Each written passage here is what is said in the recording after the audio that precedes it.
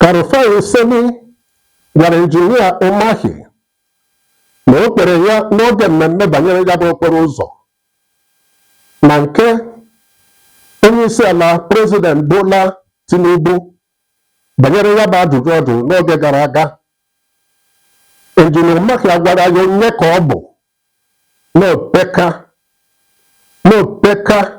nke ya wee ikpere na nke onyeisiala. Ya bụ ajụjụ Rufai Oseni jụrụ injinia David Umahi bụ ego ole ka eji alụ otu ogologo kilomita ya bụ okporo ụzọ. Nke a kpasuru injinia David Umahi na udo ji si ya na ọ maghị ihe ọ na-ajụ, na o jiri ohere ya bụ ihe mmemme ha nọ na ya bụ the morning show a na-eme n'asụsụ bekee nke oge gara aga gbagasị ama ụgha banyere ọnụ ya bụ okporo ụzọ.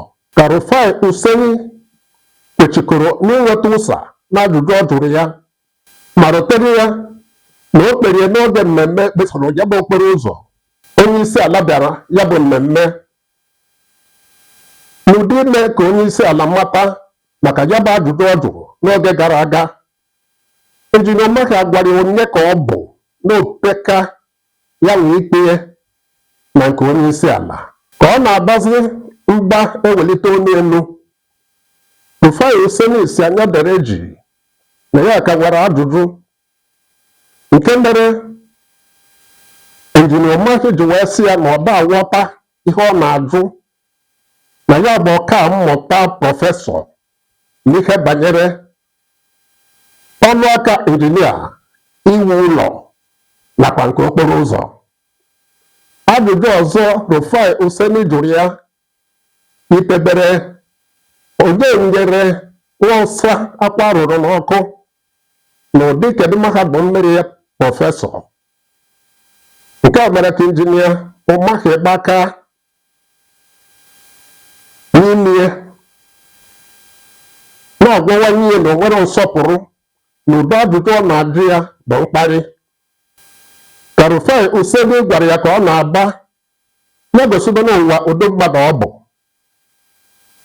injinia Umahi gara n'iru n'iweli onye elu ka ọ na-akọzi maka otu nwaanyị goro obosara ala n'agịga ya bụ okporo ụzọ n'ọnụ ala ma na-ere obosara ala ndị ahụ n'ibe n'ọnụ elu. Rufai Oseni jụrụ ya maka $700 agbazitere maka agba nke mbụ ya bụ okporo ụzọ, otu esi mmefuo ya. Ajụjụ dere mmiri.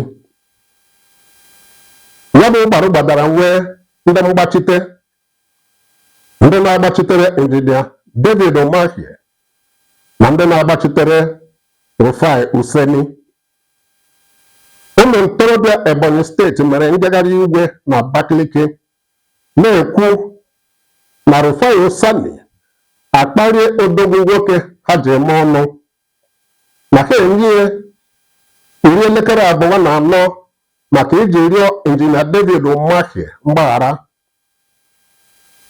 N'otu aka, otu ụlọ ọrụ ndị ọkaiwu E.E. Umahi and Associates kwadoro na Rufai Oseni ga-arịọ injinia David Umahi mgbaghara na o nyere ya mkparị. Nke a mere ka ụfọdụ tinyere ọnụ na ya bụ okwu n'ọwa ozi Felix nke ekwentị katọọ ya bụ ụlọ ọrụ ndị ọkaiwu na ụdị ịkọwa ya na ọba aja mbene ka ọ na-akọ. Ọtụmba Shegun Shoemi bụ onye otu ndọrọndọrọ ọchịchị PDP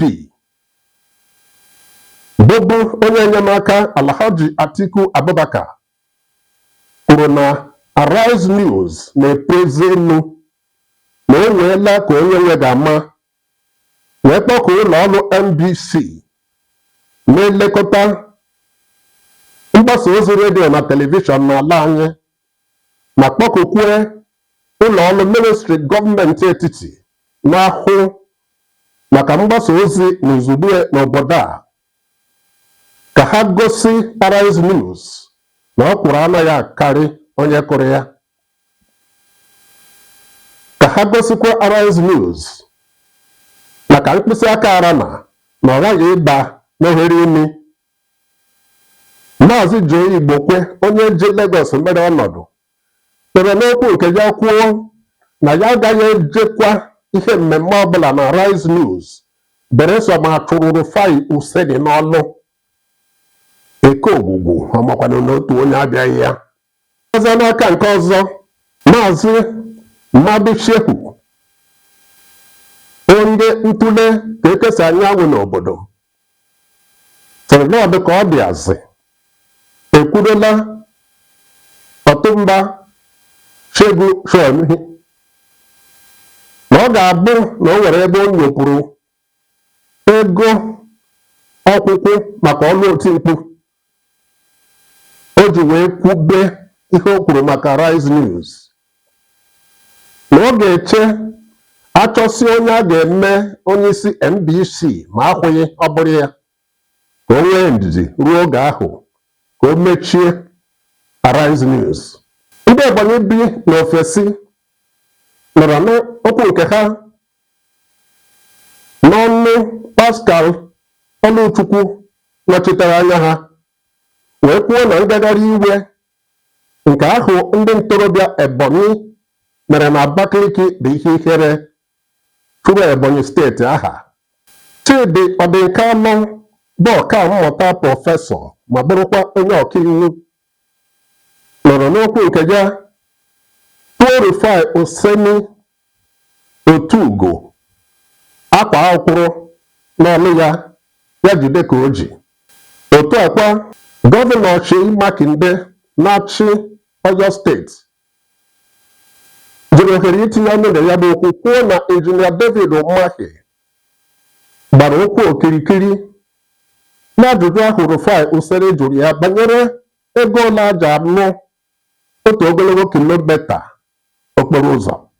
Gọvanọ Makinde jiri okporo ụzọ atọ ọ lụrụ wee maa atụ si na otu ọ si amata ego ole aja alụ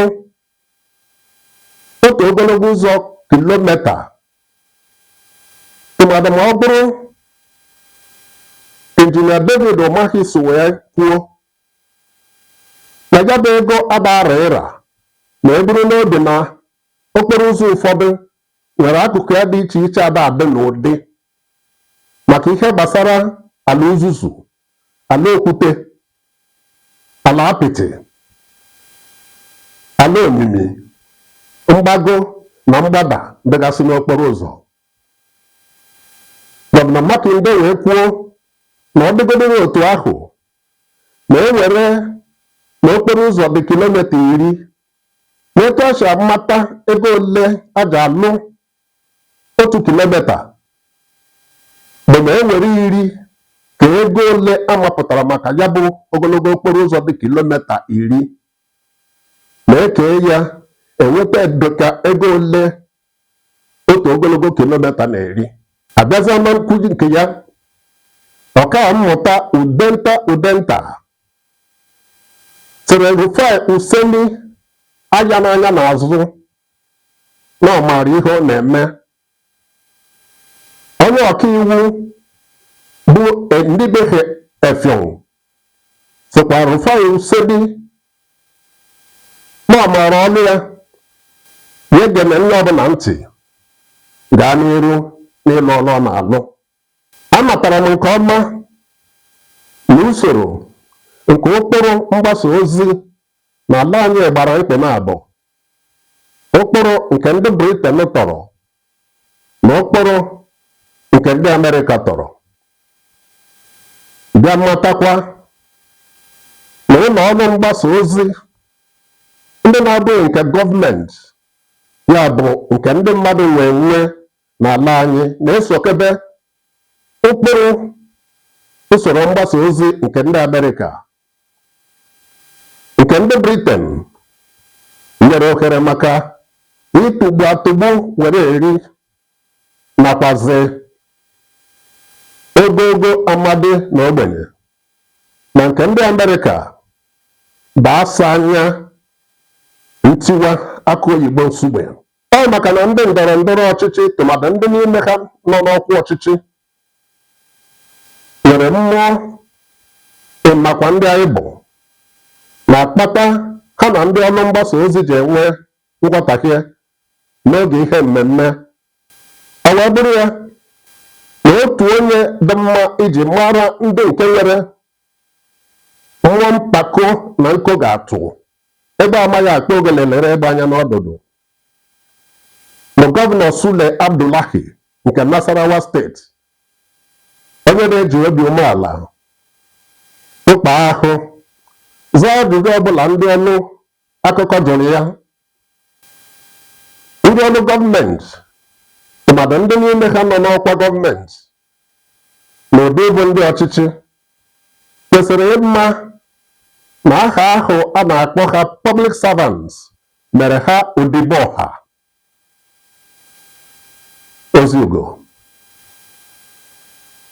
mmadụ bụ ọma nke ya ma nke onye ọzọ, bụrụkwa onye ike ogologo maọbụ mkpụmkpụ ka dị mkpụmkpụ maọbụ ogologo. Ọkụkọ bụ eze na akwụ ya. Ihe nwa ewu na-eme nne ya eziri ya. Agụgụ onye eboro ibi bụ yipụ akwa. Abụ m Chukwuma Ogbonna. Izu ozi Ugo Chukwuma Ogbonna, onye nnụ ya ka ọrụ ibe ya.